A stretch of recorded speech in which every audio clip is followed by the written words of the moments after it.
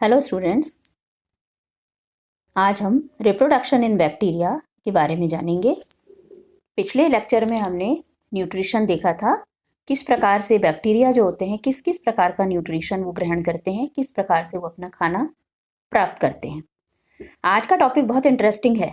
जो बैक्टीरिया एक बहुत ही छोटी एंटिटी है, माइक्रोब्स हैं, उनमें किस प्रकार का जनन पाया जाता है, किस प्रकार वो अपने आप को आगे बढ़ाते हैं, 1 से 2 वो किस प्रकार से होते हैं, इन सब तरीकों के बारे में आज के लेक्चर में हम जानेंगे। बैक्टीरिया एक प्रोकैरियोटिक कोशिका है, ये आपको सभी को मालूम है। जो प्रोकैरियोटिक का बेस्ट एग्जाम्पल ये हैं।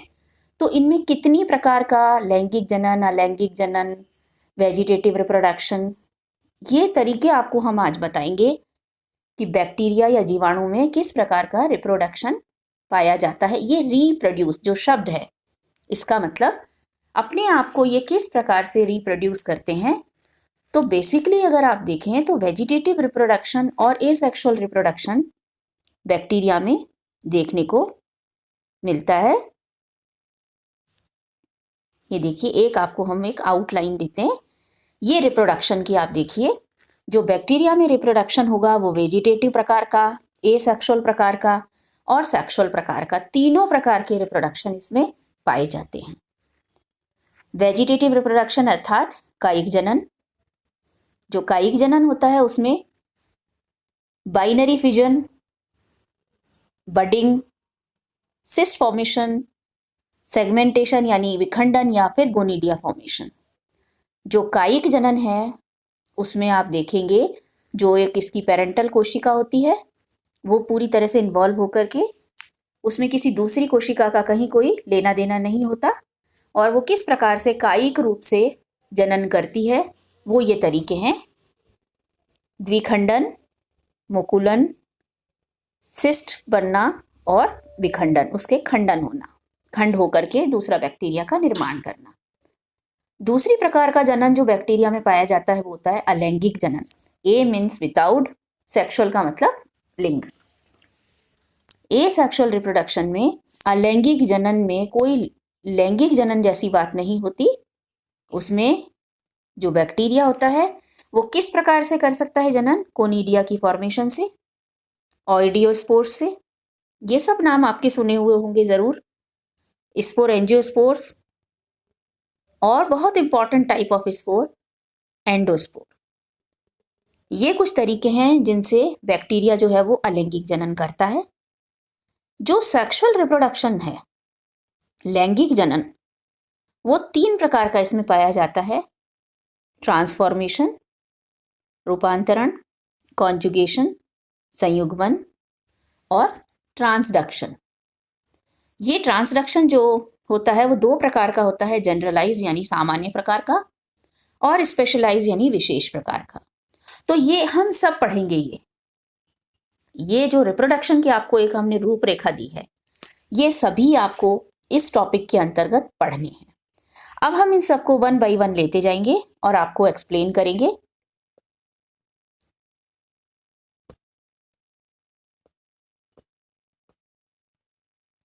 ये देखिए आप, जो वेजिटेटिव रिप्रोडक्शन है, वेजिटेटिव रिप्रोडक्शन में आप पाएंगे कि जो उसकी कायिक कोशिका होती है, जब वो एक स्टेज पर पहुंच जाती है यानी इतनी मैच्योर हो जाती है कि वो अपने आप को डिवाइड कर सके या अपने आप को रिप्रोड्यूस करने के लायक बना ले, उस कंडीशन में सबसे पहले जो जनन होता है वो होता है कायिक जनन।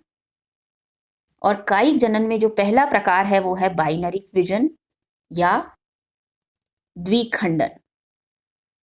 जब भी देखिए, ये जो वेजिटेटिव और एसेक्सुअल प्रकार के जो जनन होते हैं वो अधिकतर, हमने कहा अधिकतर, हमेशा मतलब फेवरेबल कंडीशंस में होते हैं। ये आप याद रखिएगा, क्योंकि जब आप पंजाई पढ़ेंगे और भी आप पढ़ेंगे तो उसमें आपको इन चीज़ों का ध्यान रखना है कि जो वेजिटेटिव प्रकार का और एसेक्सुअल प्रकार का जनन होता है वो अधिकतर अंडर फेवरेबल कंडीशंस होता है। यानी जबकि बैक्टीरिया के लिए या किसी भी ऑर्गेनिज्म के लिए न्यूट्रिशन अर्थात उसका पोषण, टेम्परेचर, ह्यूमिडिटी, क्योंकि ये माइक्रोब्स हैं, इनके पास कोई इस तरह का सिस्टम नहीं है कि जैसे हमें टेम्परेचर कम ज़्यादा लगता है तो हम कम में सर्दी है तो हम वूलन्स पहन लेते हैं, या फिर हमें गर्मी है तो एसी चला लेते हैं, कूलर चला लेते हैं। इनको अपने नेचर के, यानी जिस प्रकृति में ये रहते हैं, जिस आवास स्थान में ये रहते हैं, उसके अनुसार ही इनको अपने सारे काम परफॉर्म करने पड़ते हैं। तो ये आपको क्लियर हो गया होगा कि जो वेजिटेटिव रिप्रोडक्शन में और एसेक्सुअल रिप्रोडक्शन में जितने प्रकार पाए जाते हैं वो अधिकतर फेवरेबल कंडीशंस में होते हैं, अर्थात इनके लिए न्यूट्रिशन पूरी तरह से मौजूद है, वहाँ पर तापमान इनके लिए अनुकूल है, ह्यूमिडिटी इनके लिए यानी आर्द्रता बराबर है उनके लिए जो उन्हें चाहिए, तो वो रिप्रोड्यूस करते हैं बाइनरी फिजन की तरह से। जो बाइनरी फिजन का एक तरीका होता है वो किस प्रकार से करते हैं वो आपको हम आगे बताते हैं इसके प्रोसेस में। अधिकतर जो बाइनरी फिजन की प्रक्रिया है वो एट राइट एंगल्स होती है। जो बेसिलाई होते हैं, बेसिलाई आपको हम बता चुके हैं, दंडाणु जो स्पाइरल शेप के बैक्टीरिया होते हैं, इन दोनों प्रकार के बैक्टीरिया में अगर आप एक उसको देखें, दंड को या एक दंडाणु को देखें, तो उसके राइट एंगल पर आप उसे जब वर्टिकली खड़ा करते हैं एक बैक्टीरिया को, तो उसके राइट एंगल अर्थात 90 डिग्री पर,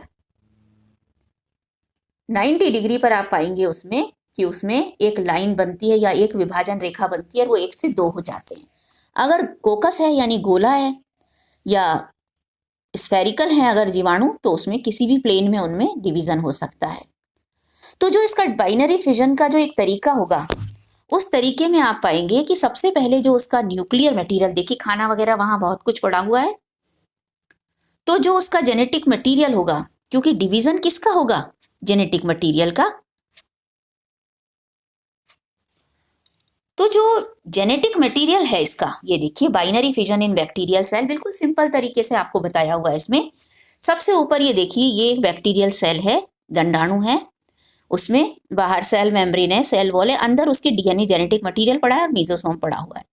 अब मीजोसोम का इस वक्त क्या काम है, मीजोसोम्स कहाँ मौजूद होते हैं, जो सेल वॉल, सेल मेम्ब्रेन होती है उसके एक तरह से इन्वेजिनेशंस होते हैं, और ये कुछ एंजाइम्स रखते हैं और काफ़ी कुछ काम ये परफॉर्म करते हैं एक बैक्टीरिया में। तो जो मीजोसोम होते हैं वो धीरे धीरे क्या कर रहा है अपना काम, वो धीरे धीरे एक तरह का अंदर की तरफ एक कंस्ट्रिक्शन सा बनाता जा रहा है, ये एक तरह से इन्वेजिनेट होता जाता है जिससे कि दीवार बन सके। और जो इसका डीएनए होता है वो डीएनए रेप्लिकेट करता है और रेप्लिकेट करके अपने आप को डबल कर लेता है।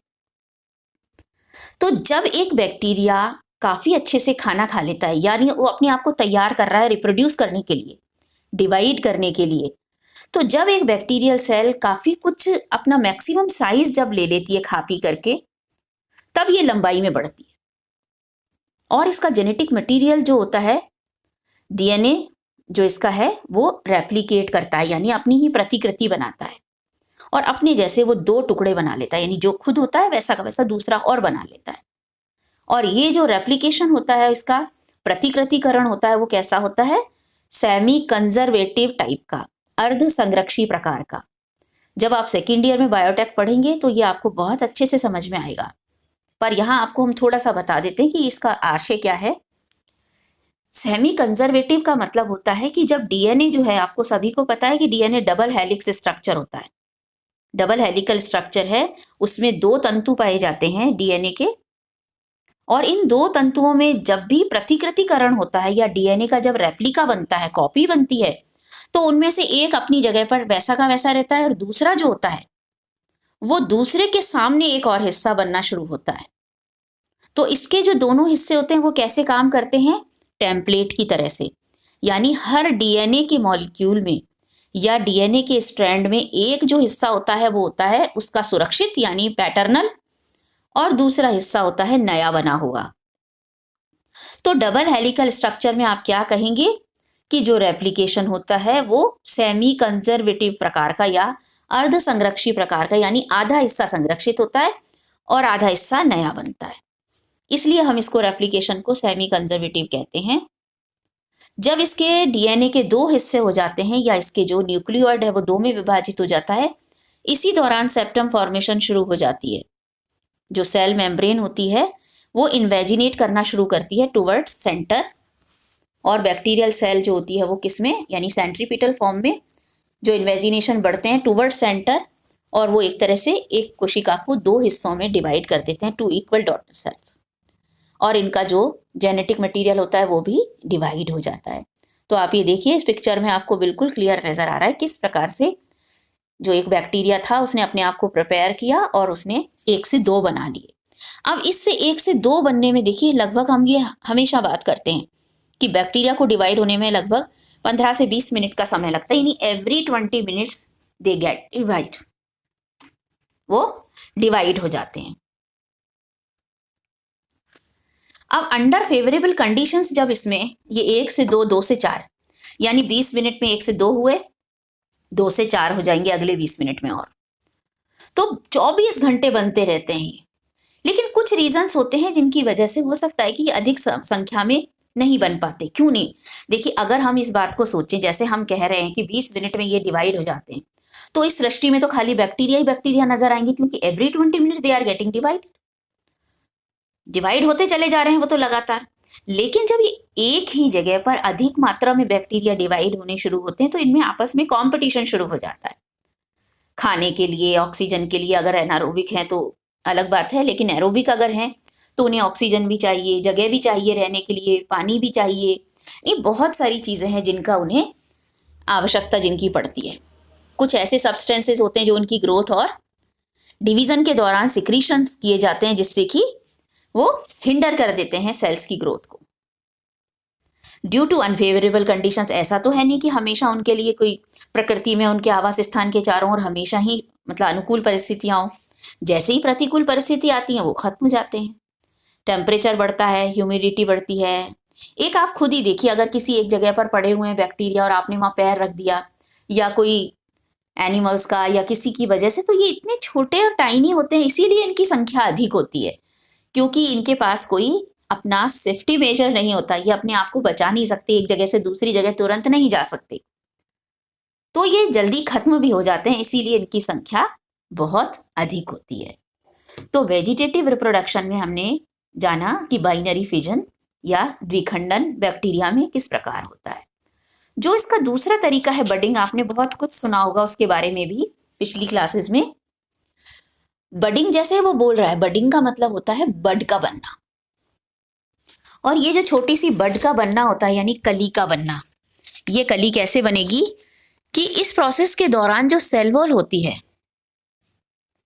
जो बैक्टीरियल सेल वॉल होती है, वो कुछ स्थानों पर पतली हो जाती है जहां पर बड बननी होती है, और जहां बड बननी होती है वहां पर उस एक हिस्से पर, मतलब one of the polar and जो इसका होता है, अगर बेसिलाई की अगर हम बात करें तो उसके पोलर एंड के पास में या उसके आसपास सैक्रोमाइसिस आपने जरूर पढ़ा होगा। सैक्रोमाइसिस में आपने बडिंग का प्रोसेस देखा, उसमें किस प्रकार से छोटे से एक जो कोशिका होती है उससे, एक ऑर्गेनिज्म से, एक सेल से, उसके ऊपर छोटी छोटी कई सेल्स, कलिकाएं लगनी शुरू हो जाती हैं, उसको हम बडिंग प्रोसेस कहते हैं। देखिए, आपको हमने एक बहुत ही साधारण सी पिक्चर के द्वारा बताने की कोशिश की है। ये तो सेल उसका बताया है कि किस तरह से द्विखंडन होता है। ये देखिए यहाँ पर, ये जो बडिंग प्रोसेस होता है, ये एक कोशिका है, इसी को आप एक दंडाणु भी बना सकते हैं। तो हम जो बात कह रहे हैं कि जो बैक्टीरियल सेल की जो एक जो उसकी सेल वॉल होती है, वो सेल वॉल कुछ किन्हीं स्थानों पर, जैसे one of the polar and कह लो, या एक किसी भी स्थान पर पतली हो जाती है, और उसके पतले होने वाली जगह पर उसकी जो साइटोप्लाज्मिक जो प्रोजेक्शंस होते हैं वो बाहर की तरफ निकल आते हैं इस प्रकार से, और ये बाहर निकल करके थोड़ा सा साइज में बड़ी हो जाती है, बड का साइज ले लेती है, और फिर इस मीनवाइल जो इसका जेनेटिक मटेरियल होता है मदर सेल का, वो भी डिवाइड करता है और सेपरेट होकर के डॉटर सेल में चला जाता है, और फिर ये सेपरेट हो जाती है कंस्ट्रिक्शन के द्वारा, और सेपरेट होकर के फिर एक नई सेल बनना शुरू हो जाती है उसके नीचे। तो न्यूली फॉर्म डॉटर सेल जो होती है वो जब अपना पूरा साइज ले लेती है तो फिर उसमें से बनना शुरू हो जाता है। इस प्रकार से इसमें बडिंग का जो प्रोसेस है वो लगातार चलता रहता है, एक बना फिर उसके ऊपर दूसरा, दूसरे के ऊपर दूसरा, इस तरह से। ये एक्रोपिटल और बेसिपिटल 2 सक्सेशन होते हैं। जब आप फंजाई पढ़ेंगे तब भी आपको समझ में आएगा। यहाँ जो हमने ये बताया है कि ऊपर एक बन चुका है, यानी जो ओल्डेस्ट है वो सबसे ऊपर है। ऐसा भी हो सकता है कि जो ओल्डेस्ट है वो सबसे नीचे और ऊपर की तरफ बनते चले जाएं, जो नई सेल बनी उसके ऊपर फिर उससे ही एक और बन जाए। तो ये दोनों तरह के तरीके आपको हम फंजाई में भी बताएंगे और यहाँ पर भी ये मौजूद होते हैं। तो ये तरीका कहलाता है मुकुलन। या बडिंग। अब तीसरा जो इसका कायिक जनन का तरीका होता है बैक्टीरिया में, वो होता है सिस्ट फॉर्मेशन, सिस्ट का बन जाना। यानी कुछ बैक्टीरिया में प्रोटोप्लास्ट जो होता है वो सेंटर में जाके इकट्ठा हो जाता है और उसके चारों ओर थिक सेल वॉल सिक्रीट कर दी जाती है। इसको हम बोलते हैं, ये एक प्रकार का रेजिस्टेंट स्पोर बन जाता है। ये अक्सर करके जो होता है, कई बार जब हम जाते हैं तो टुवर्ड्स अनफेवरेबल कंडीशंस, तो ये जो होता है अनफेवरेबल कंडीशन से बचने का तरीका भी है कि जो सेल है उस सेल में प्रोटोप्लास्ट जो है वो एक जगह इकट्ठा हो गया, उसके चारों ओर मोटी सी वॉल बना दी, और जब फेवरेबल कंडीशंस आएंगी तब ये जर्मिनेट हो जाएगा, जैसे अजोटोबैक्टर में होता है। चौथा जो इसका तरीका है दैट इज गोनिडिया फॉर्मेशन और सेगमेंटेशन। कुछ बैक्टीरिया जो होते हैं, देखिए हर एक में नहीं होता, आप ये सोचें कि हर प्रकार के बैक्टीरिया में आपको ये चारों तरीके मिलेंगे, मिल भी सकते हैं, कुछ में नहीं भी मिल सकते, किसी में एक तरीका, किसी में दो, किसी में तीनों। इस तरह से ये कुछ बैक्टीरिया में आप देखेंगे कि वेजिटेटिव रिप्रोडक्शन होता है, उसमें खंडन हो जाता है। साइटोप्लाज्म जो होता है कोशिका का, वो कई खंडों में डिवाइड हो जाता है और हर एक जो होता है साइटोप्लाज्म का खंड वो एक गोनिडिया में परिवर्तित हो जाता है, यानी एक प्रकार के स्पोर में बन जाता है, यानी छोटे स्पोर में। तो एक ही कोशिका के अंदर बहुत सारे गोनिडिया भी बन जाते हैं और जब वो मैच्योर हो जाते हैं तो उनकी सेल वॉल जो होती है वो बस्ट हो जाती है और वो बाहर निकल आते हैं। जैसे ही फेवरेबल कंडीशंस आती है वो डेवलप हो जाते हैं एक नई कोशिका। ये कुछ तरीके हुए वेजिटेटिव रिप्रोडक्शन के। अब हम बात करते हैं एसेक्सुअल रिप्रोडक्शन की, अलैंगिक जनन की। जो अलैंगिक जनन होता है बैक्टीरिया में वो कई प्रकार से होता है, ये आपको हमने बताया, जैसे conidia, oidia, sporangiospore, endospore. Asexual, asexual यानी अलैंगिक, जिसमें कहीं कोई फीमेल मेल सेक्स ऑर्गन्स की हम बात नहीं कर रहे। जो पहला तरीका है इसमें कोनिडिया की फॉर्मेशन का, कोनिडिया देखिए क्या शब्द है, कोनिडिया, स्पोरेंजिया, ओइडिया, ये सब शब्द आपको फंजाई में भी काम में आएंगे, तो आप इनकी डेफिनेशन को अच्छे से समझ लें। जो कोनिडिया होते हैं ये एक प्रकार की इंडिपेंडेंट रिप्रोडक्टिव यूनिट है,